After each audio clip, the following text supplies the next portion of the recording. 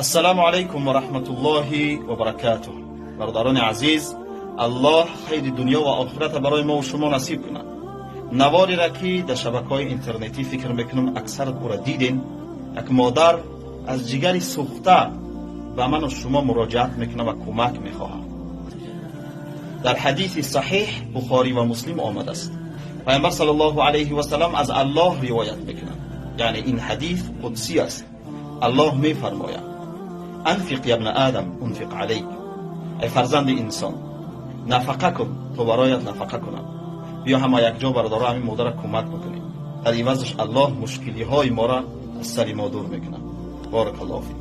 السلام علیکم. من 2 سال شد مکتب نرفتگیم. من میخوام یاردم کنه من مکتب روم. برام هم هشته میتونم کمتر میشینم میونم در میکنم با خومیدم میخوام که راه بگردم. یه خواهرمون نیلوفر جان در سموهایشان رک آب بخور دارند. از این خاطر ما باید یاردم کنیم که کودک راه روی را یاد بگیرد، که مثل پیشتر راه بگردد، بازی کند و دگمانه‌هایش مکتب برود. سلام علیکم برادران. ما همجا اومدیم سال برای دخترم آب بخور بکنیدش. برادران حضور احمد برای دستگیری برای نهی برادرای مادگی حضور احمد خدا برکت ببینم. رقم‌های کارتای من 42 76 40 00 89 17 11 52.